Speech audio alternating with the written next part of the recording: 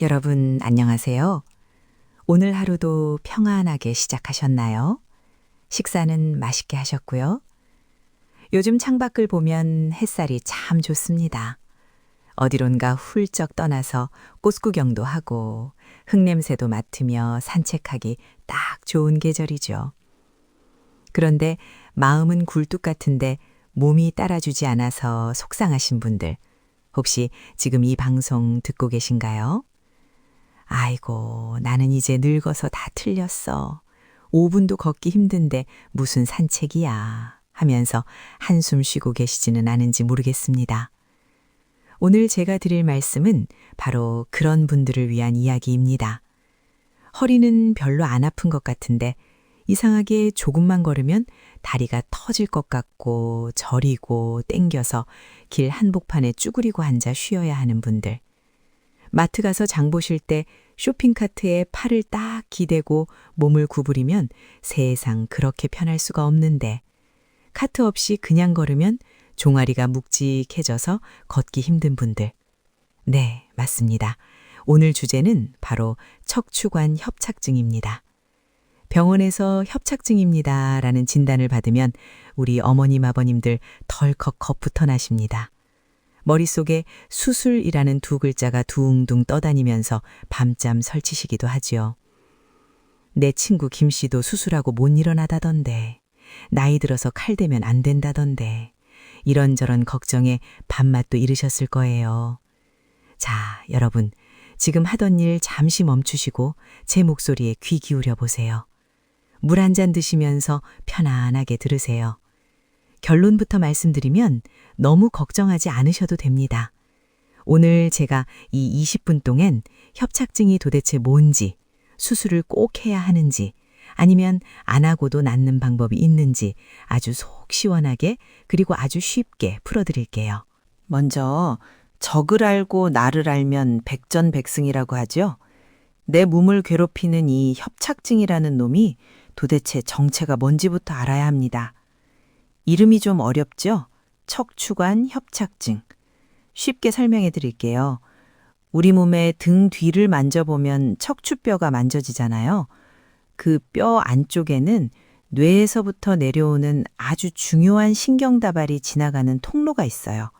이걸 척추관이라고 부릅니다. 이걸 우리 집에 있는 수도관이나 보일러 배관이라고 생각해 보세요. 집을 지은 지 30년, 40년, 60년이 넘었다고 상상해 볼까요? 오래된 수도관을 뜯어보면 안이 어떻습니까? 깨끗하던가요? 아니죠. 녹이 슬어서 덕지덕지 붙어 있고 물때랑 찌꺼기가 껴서 구멍이 아주 좁아져 있잖아요.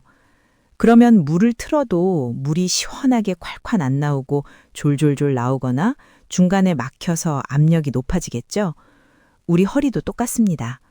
우리가 60년, 70년을 열심히 살면서 허리를 얼마나 많이 썼습니까? 무거운 것도 들고 아이들도 업어 키우고 밭일도 하고요. 그렇게 고생하는 동안 척추뼈도 나이가 듭니다.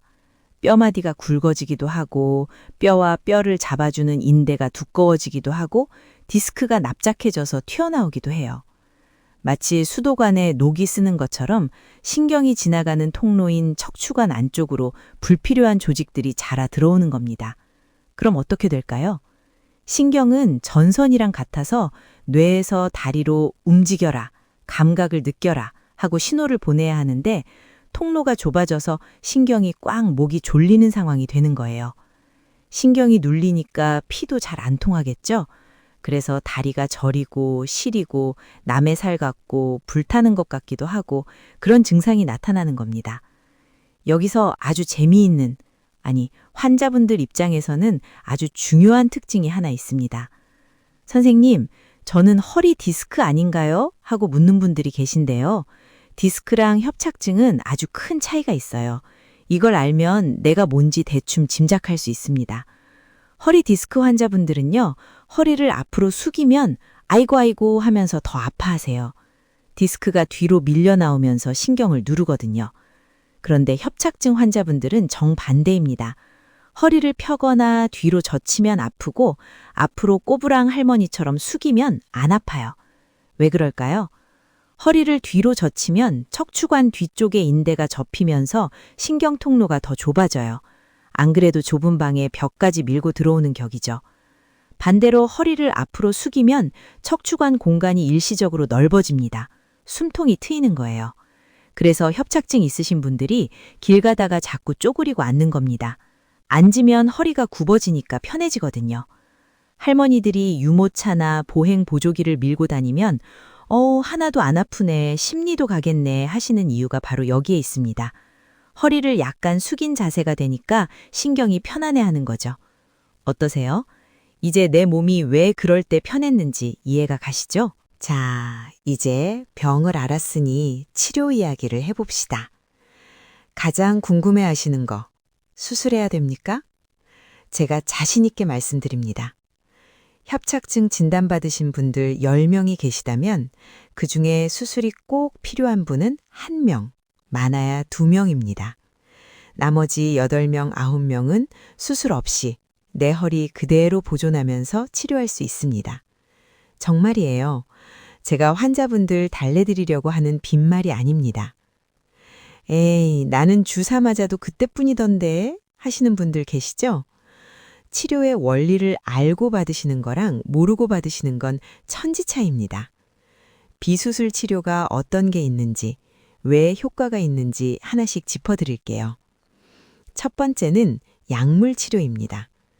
맨날 진통제만 주는데 속만 쓰리고 싫어 라고 하지 마세요. 협착증 약은 단순한 진통제가 아닙니다.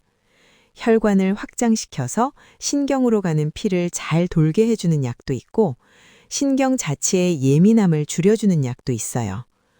좁아진 길을 넓힐 수는 없지만 좁은 길을 지나가는 신경이 덜 붓고 피가 잘 통하게 도와줘서 증상을 가라앉히는 겁니다. 꾸준히 드시는 게 중요해요. 두 번째는 주사 치료입니다. 흔히 신경주사, 뼈주사라고 부르시죠? 이건 아까 말씀드린 수도관 비유를 다시 들어볼게요. 좁아진 수도관에 찌꺼기가 껴서 물이 잘 안 흐르는데 거기다가 염증까지 생겨서 퉁퉁 부어있다고 생각해 보세요. 주사 치료는 그 부어오른 신경 바로 옆에 소염제라는 약물을 싹 뿌려주는 겁니다. 마치 불난 곳에 소방차가 와서 물을 뿌리는 것처럼요. 그러면 붓기가 빠지겠죠? 붓기가 빠지면 좁은 공간에 여유가 생기니까 통증이 확 줄어드는 겁니다.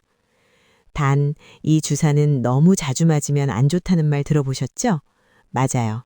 스테로이드 성분이 있을 수 있어서 전문의 선생님이랑 상의해서 1년에 몇 회, 이렇게 횟수를 지켜서 맞으면 아주 안전하고 좋은 치료입니다. 세 번째, 시술이라는 게 있어요. 수술이랑 시술, 헷갈리시죠?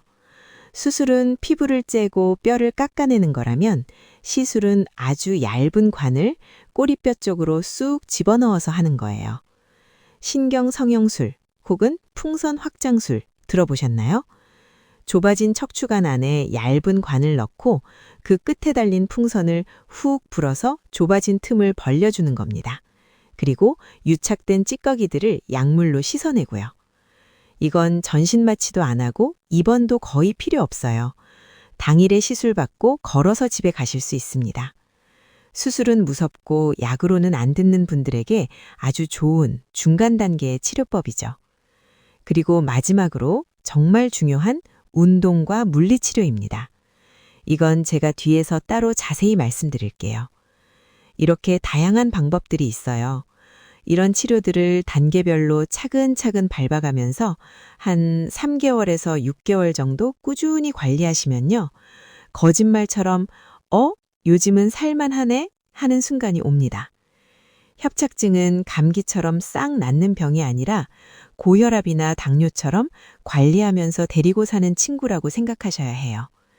친구랑 사이좋게 지내는 법을 배우면 수술 없이도 충분히 즐겁게 사실 수 있습니다.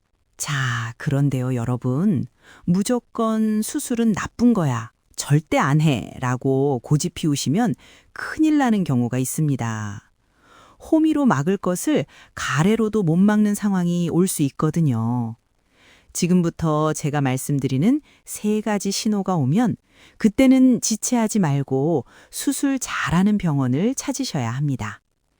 첫째, 대소변 장애가 올 때입니다. 갑자기 소변이 마려운데 참지 못하고 지리거나 반대로 소변이 꽉 찼는데도 안 나오는 경우, 아니면 변비가 아닌데도 대변 보는 게 너무 힘들거나 나도 모르게 새는 경우, 이건 신경이 아주 심각하게 위험할 정도로 눌리고 있다는 뜻입니다. 마음이 총증후군이라고 하는데요. 이때 수술을 미루면 나중에 수술해도 대소변 기능이 안 돌아올 수도 있습니다. 이건 응급 상황이에요. 둘째, 다리에 마비가 올 때입니다. 그냥 저리고 아픈 거랑은 다릅니다. 힘이 빠지는 거예요.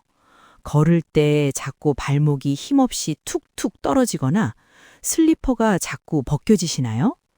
까치발을 들고 서보려고 하는데 힘이 안 들어가서 주저앉게 되시나요? 이건 신경이 죽어가고 있다는 신호입니다. 신경은 한 번 죽으면 다시 살리기 정말 어렵습니다.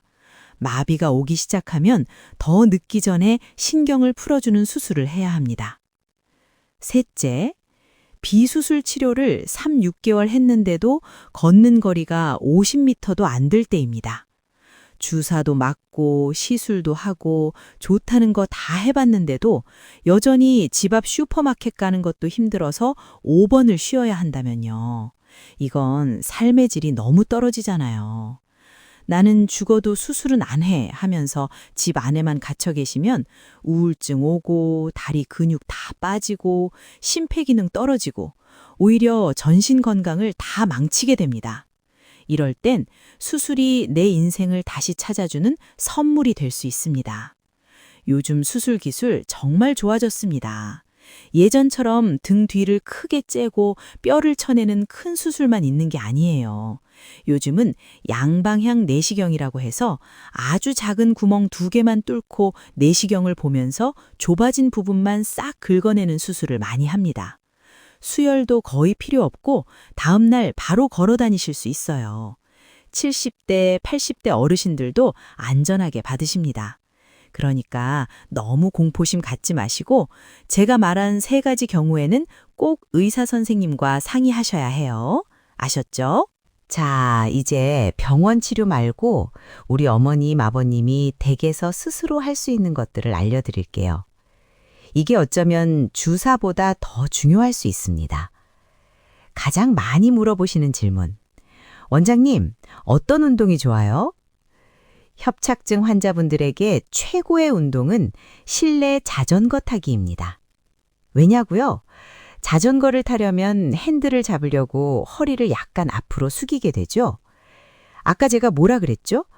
허리를 숙이면 신경 통로가 넓어져서 편하다고 했잖아요.